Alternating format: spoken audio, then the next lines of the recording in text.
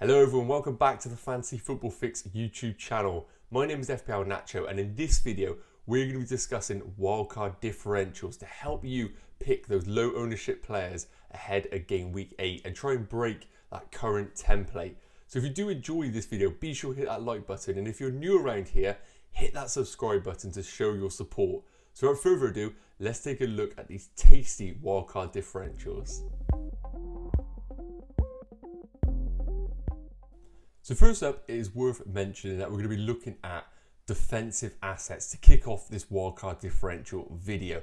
And here we have the OptaStats sandbox over at fantasyfootballfix.com, where we get to kind of filter between really great underlying stats from teams right now. So I've currently got it filtered by clean sheets, and we can see Man City leading the way with 5 clean sheets, Liverpool and Chelsea with 4 apiece. And interestingly, when we look at the expected goals conceded, you can see Man City there at 3.70, miles ahead of any other team. Liverpool at 8.19 and Chelsea at 7.54. So really, Chelsea and Man City are definitely top of the charts right now, but Man City are in a league of their own when it comes to the underlying stats from a defensive perspective. And I really think that Man City and Chelsea assets defensively is definitely the route to be going for if you're currently on a wildcard option.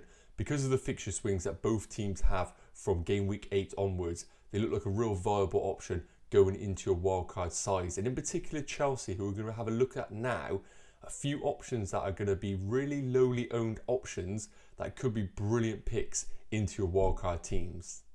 So as I mentioned, we're going to be looking at Chelsea defensive assets now. It is worth mentioning that first and foremost, Chelsea defensive assets are ones to target in the coming game weeks. Brentford, Norwich, Newcastle, Burnley and Leicester in the next 6 league matches looks like great options for the coming short to medium term fixture run. So definitely if you're on a wildcard, at least one Chelsea defender is probably the most viable option. And that one defender, if you are going down the safe route, a lot of people have come to the conclusion that Rudiger is going to be that main man.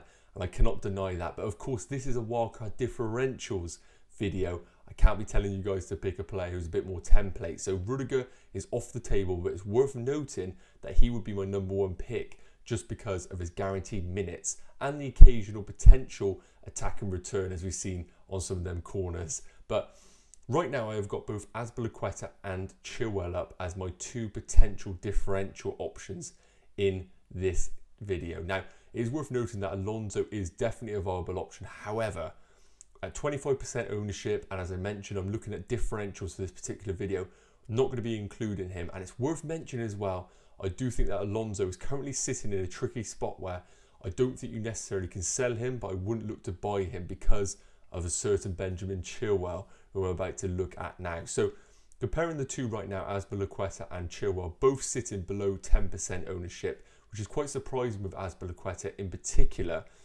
Obviously, he's played the majority of the minutes in comparison to Benjamin Chilwell's 90 so far.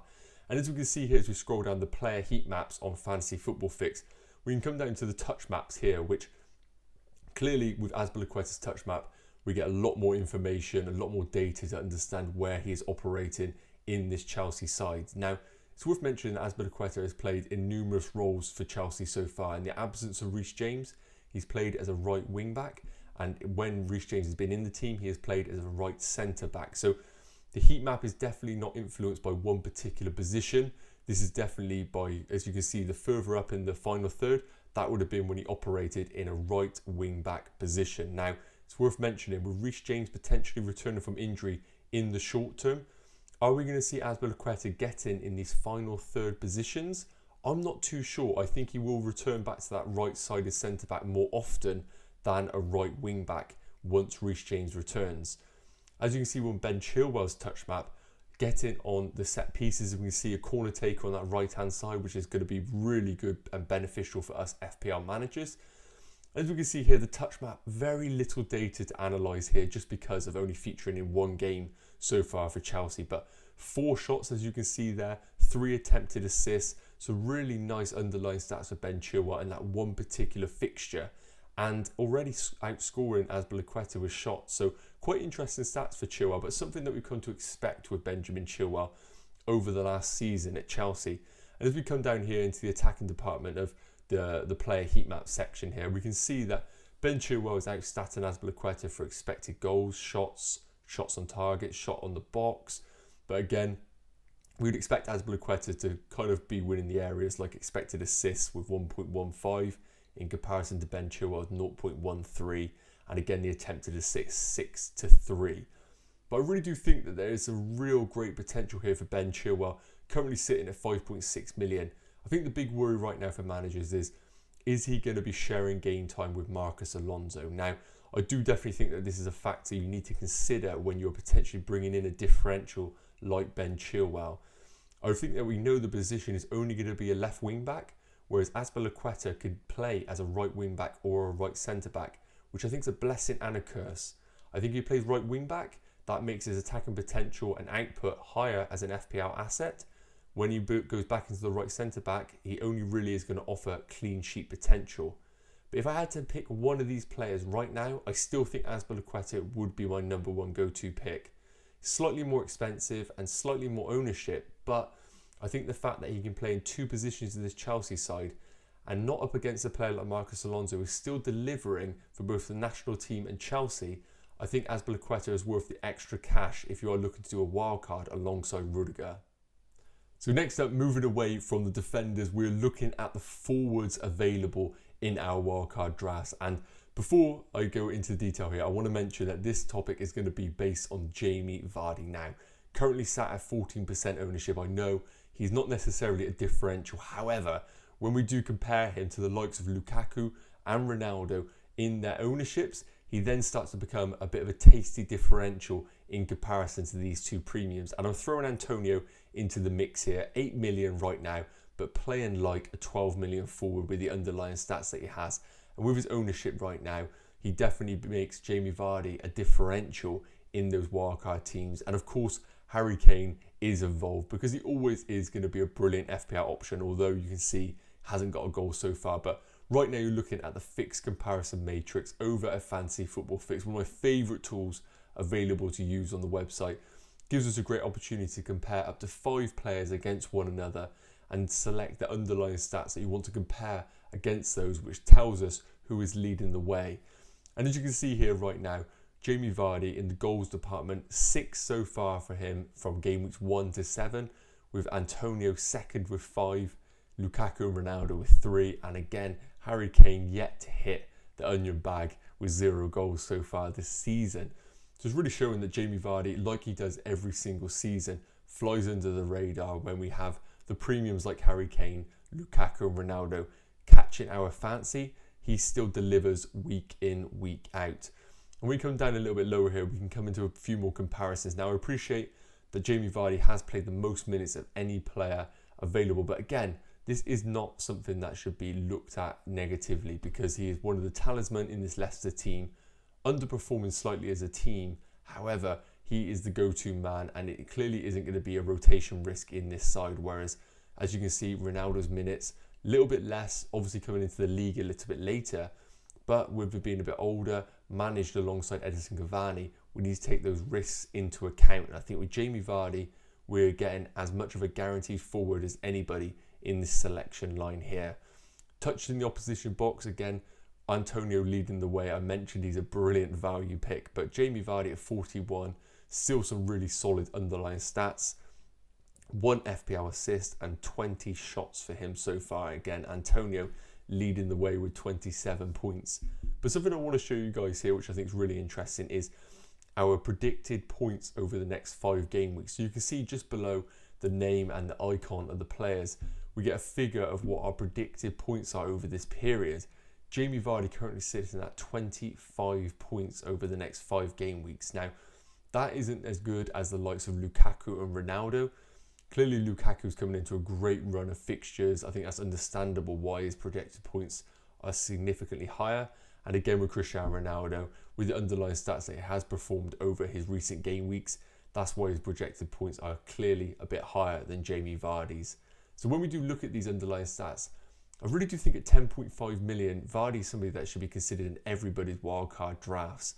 With that 1 million saved, maybe even 2 million saved, that gives us the opportunity to go into the Man City or Chelsea defenders and upgrade maybe a 4.5 million defender into a Chelsea or Man City defender. Or if you have them funds available, upgrade maybe an 8 million midfielder into the likes of Son of Spurs. So I think a lot can be done with the money available if you do go down the Jamie Vardy route.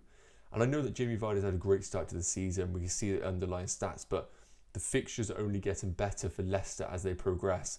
And I really do think that over the next 5 game weeks, if you're looking for an alternative against the grain of Lukaku and Ronaldo, with the underlying stats, guaranteed game time, I really do think that Jamie Vardy is somebody that should be considered in all wildcard differential teams. Right guys, so we have looked at defensive options, we have covered some premium forwards. Now let's take a look at some midfield options, and I'm going to kick it off with a premium option in Tottenham's Son. Now, I think recently Son has been a bit more of a conversation starter over the recent game weeks. His consistency in FPL is something that nobody has any arguments against. But at 10.1 million, I think a lot of managers saw that price point as a little bit too expensive for a player when we need to still own the likes of Salah in our sides. And squeezing in Son into a team alongside Salah can sometimes be a little bit tricky. But still, as we expect from Son, slowly ticking over, being a brilliant asset, even though Spurs have only been spluttering this season, really haven't got it going out of second gear. And right now, as you can see on the screens, I have brought up the OptaStats sandbox to compare midfielders against one another. And I've decided to select here in blue premium midfielders in, I think, the top 10 or 12 we have on the screen here right now. And of course, first and foremost, let's just draw attention to Mohamed Salah, top of the charts with 70 FPL points, showing that he's an absolute league of his own right now, and rightly so, should be getting considered for all wildcard teams. But of course, this is a differential wildcard video, so no talking about Mohamed Salah in this video. We're going to be looking at some alternatives, and Son is one that I really have an eye on. Now, as I mentioned, at 10.1 million and currently at 13.3%, I know he's not below the 10% differential that we all talk about, but I do think in comparison to the likes of Salah, he definitely offers a brilliant differential option, and that ownership is significantly less than the likes of Salah. Now, when we do look at comparing Son right now, you can see that there are a number of cheaper options that are beating him right now for FPL points, the likes of Townsend, Decore and Benrahma, but really there's only 2 points in it. And as you can see, Son has played one less game, starting the season a little bit later than the other players. But I think the big thing with Son, when we do look at his underlying stats, first and foremost, XG. For those who don't know, expected goals, a brilliant indicator of the positions that players are taking up and the quality of chances and shots that they are having. Now again, once more, Salah and Mane are in a league of their own at 4.72 for Salah, 4.27 for Mane. But we can see there Son at 2.12, delivering some decent underlying stats there for an outfield player. And I really do think that this is something that I like to see with Son, because he's such a clinical finisher. Usually, historically over the years, we can see Son really outperform his expected goals. But again, when you have an elite finisher like Heung-min Son, sometimes these sort of players outweigh their underlying stats, and he certainly is one. And with 3 goals and an XG of 2.12, that suggests to me that there's still plenty to go with him going forward. Now, an expected assist of 0.34, not the best that you want to see from someone like Son. Obviously, him and Kane had a brilliant relationship last season, putting on the plate for each other. That relationship hasn't been developed yet, but I do think in the coming game weeks, we're going to discuss the fixtures. There's definitely potential there for that to start to blossom over the coming game weeks. Now, I think a lot of people are probably looking at this chart right now thinking, well, like Fernandes has got a better XG, XA. Why are we not considering him? Well, first and foremost, at 10.1 in comparison to both Mane and Fernandes, you're saving yourself 1.8 million, which we know can be distributed across a wildcard squad and fund it and really afford those premium options. So that's why I think if you're going for the Salah route, you still can get a Son in your team. And I really do think he is someone that we should be considering. Now, over the next 5 game weeks, he is predicted to score 19.7 points, which of course is decent for any asset at that range. And I do think with Newcastle away, West Ham away, Man United at home, Everton away and Leeds at home, these are some really good fixtures for Son coming up. I think Man United, especially with the quick counter-attack, is going to suit the likes of Son, and Leeds, we've seen, is a brilliant opportunity for any player to target that fixture. And what's important here is going for Son in an early wildcard in game week 8 is going to prepare you for the amazing fixture run that you have between game week 12 and game week 15. Now, I know a lot can change in that period, but if you can jump on early with Son in this wildcard draft, performs over this period, I really do think you're going to get not only a price rise, but the start of a player that is going to be continuing FPL returns over those coming game weeks. Now, a lot of people are probably thinking right now, is he worth the value? Now, I do think that the priority still should be in getting those 4 or 3 premium defenders in your squad. But if you are going down the route of maybe a Jamie Vardy up front, or maybe a Lukaku and a cheaper option, I really do think that a Salah and Son combo in midfield is going to be a brilliant wildcard draft in the coming game weeks. Okay guys, so that is premium defenders, premium forwards, a premium midfielder. So I know you guys are probably thinking, let's get to some cheap enablers. So I'm going to answer your wishes here. So first up, here we have the fixture analyzer over at fantasyfootballfix.com. And I've got it under the attack difficulty tab. And it is showing us from top being the best fixtures down to the bottom, of course, a few down below the screen that you can't see there, which go towards the worst ranked attack difficulty. So as you can see, Arsenal are top here with Palace, Villa, Leicester, Watford, Liverpool, Newcastle. Our fixture analyzer here predicts them to have the best attacking fixtures. But the one I really want to target here is going to be Brentford. Now, they've enjoyed a really good start to the season, and looking at the next 6 game weeks, they are 3rd best for attacking fixtures. Now, I know Chelsea, daunting fixture for Brentford attackers, but we've seen what they can do against Liverpool. They can score against the big teams, so I don't think this fixture is as daunting as it was maybe 5 or 6 game weeks ago. And with Leicester, a team that have clearly got injuries at defence, really struggling to put together some combinations like Soyuncu with Vestergaard together. I don't think they have got anything at the back there that is called their first team centre-backs. So until that happens, I think Leicester is still a good fixture to target. And then Burnley, Norwich, Newcastle and Everton. Again, not the easiest fixtures, but I do think that there is great potential for this Brentford team. And in particular, a certain midfielder goes by the name of Mbeumo at 5.5 million, who could be a brilliant alternative in those wildcard teams. And although he's been the talk of the town really in the Twitter sphere and in the YouTube community, still sits at such a lowly ownership that he could be a brilliant template buster for those that are looking for a budget enabler in their teams.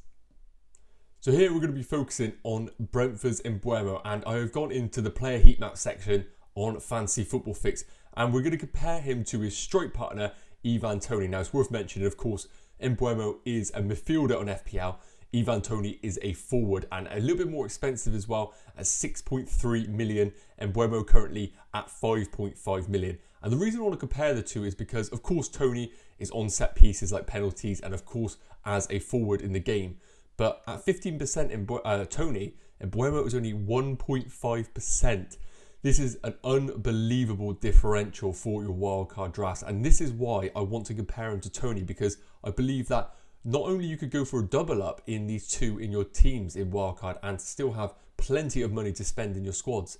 He could either just be an asset that even if you don't want to double up on Brentford, he could be the go-to guy if you don't want to invest that much money in your front line in Toney. So when we look at the two here, both have played pretty similar minutes in comparison to one another. Toney just leading the way on points with 31 in comparison to Mbeumo's 27. But as you can see, Toney is the one that has been attracting the bonus points right now with 4 in comparison to Mbeumo's 1. Now, when we scroll down here on the player heat maps, we can get an idea about the places and areas that they are both operating in the opposition final third. And to be honest with you, there really isn't crazy much difference in it. We can see that both are operating a bit more on the left-hand side of the pitch, and Mbeumo probably hugging the touchline a bit more as expected with the way that Brentford are playing, and Mbeumo using his pace to turn teams and get down the channels. But the touches within the box are actually pretty similar compared to one another. And of course, with the formation that they are playing as a front two right now. So they're both operating in very similar positions. And that's why the beauty of Mbeumo at 5.5 million, effectively playing as a forward, makes him an out of position player, which all of us FPL managers are always seeking for. Don't forget John Lundstrom at Sheffield United last season. Obviously, the ones who played last season will know about that. But when we come down a bit further into some of the stats here, we can see that Mbeumo is leading the way with shots with 17 in comparison to Ivan Toney's 16. Toney leading the way with attempted assists with 11 in comparison to Mbeumo's 8. But really, when we come down here, it is very interesting reading right now. So as we mentioned, both have got 2 goals this season, but expected goals in Mbeumo with 2.93 in comparison to Ivan Toney's 1.74. Now it's worth mentioning, of course, that Ivan Toney also had a penalty this season, which is obviously going to increase that expected goals. So this kind of really does show that Mbeumo is getting plenty of opportunities, and with the expected goals of 2.93, all of this coming from outfield play and only scoring 2, we can see that he has plenty more ceiling to go up into, and he's not necessarily overperforming so far this season. As we mentioned, the shots, he is leading the way in that, and shots in the box both on 11. So really getting into great areas on the pitch. We're not seeing them taking 30-yard shots all the time. I'd like to see that they're having shots in the box, showing that they're actually getting in good positions into the team. When we come down here and compare the average statistics per 90 minutes, again, very, very similar as we expected because they have played very similar minutes. But I think the conclusion, what we could take from this right now, is that at 1.5%, 5.5 million, even if you don't fancy a double up in Brentford, I really do think that Mbeumo is an absolute piece of gold to go into your FPL wildcards. Now, some managers want to go for a 4.4, 4.5 million midfielder. That's still a great option because you could have Mbeumo as a 4th midfielder, not necessarily a 5th, and have him knowing that he is going to feature in almost every game for Brentford and be playing as a forward in a team that are showing they have got the class to play in the Premier League. So right now, if you've got a wildcard at 1.5% ownership, I think Mbeumo should be one of your 4th or 5th midfielders for sure. Well guys, the moment of truth. Showing you guys my potential differential wildcard draft. Now, it's worth mentioning, guys, that sometimes when you make a differential wildcard team, there's certain players that provide such value and are so good for the game that they are just too good to leave out. And those are going to be Mohamed Salah and Mikel Antonio. Now, I know these guys are up there with the most owned players, but sometimes when you make a team, you can't have full of differentials, and those two for me are just players that you cannot go without. So they are going to be in this differential wildcard team. But other than that, we have a collection of players here who are usually lowly owned and guys that I've covered over this video that I really do think combinations and they go really well together. I think going forward could be a nice differential wildcard team. Ramsdale I didn't touch on in the video, but at a low ownership in comparison to the likes of Sanchez at Brighton and some of the other premium teams, I really do think at 4.6 million he could be a brilliant option in this Arsenal team who are slowly starting to find themselves under Arteta. So I think he could be a real nice alternative to Sanchez if you want to go down that differential route. Now, we've touched on the Chelsea and Man City defence. Really do think that's where the value is going to be over the coming game weeks. And as we mentioned, Rudiger is kind of the guaranteed pick in that Chelsea defence. Touch wood.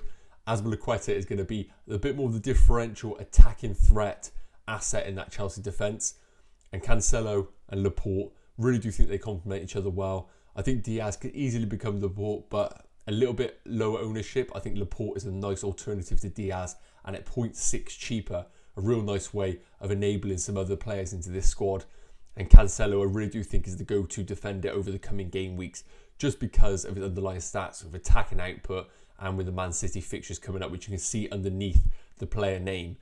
And going into the midfield here, of course, Salah, Son we've touched on, Torres, somebody we haven't touched on, and I really do think you guys should check out our recent videos where we discuss Man City midfielders, Torres versus Grealish versus Foden. Real tricky debate here, but I think right now Torres is going to nick it just because of his lack of game time at Man City. I think with the easier fixtures coming up, it is going to be a good time for him to be integrated back into the squad. So I really do think that Torres at the cheaper option, at the low ownership, is a brilliant option into those wildcard differential teams. And on the bench there, Mbeumo, we touched on him. I think he's a brilliant 4th midfielder, even a 5th midfielder if you can squeeze a midfield with that many great options. So I think he's a brilliant option that I would have no doubt bringing into any team at any game week. And up front, as we touched on, Vardy, again, you'll be a brave manager to go against the grain and not have the likes of Lukaku, Ronaldo, or even Harry Kane. But I think Vardy is going to tick along nicely. With Man United at home, with Varane and Maguire both out, and we've seen Man United really struggle at counter-attack and transitions, this could be a really nice game for Jamie Vardy. And we've said about the projected points of the coming game weeks could easily go toe-to-toe alongside the likes of Lukaku and Ronaldo. As I mentioned, Antonio doesn't need any explaining. Fixtures are getting trickier, but the guy can score against anybody. And Hwang at Wolves, again, touched on Hwang over some recent videos. I recommend you guys checking those out. At 5.5 million, maybe 5.6 by the time that game week 8 comes along. I think he's going to start developing a relationship alongside Jimenez. And with the likes of Trincao currently having COVID and Traore out of favour at Wolves, Hwang's got a great opportunity to develop himself into this Wolves team. I think he could be a great asset. And at that price point, if you can't go up to the likes of Toney and you want a differential option, then Hwang is the man. And of course, on the bench here, we've got Livramento and Brian Hill for that lovely enabler budget.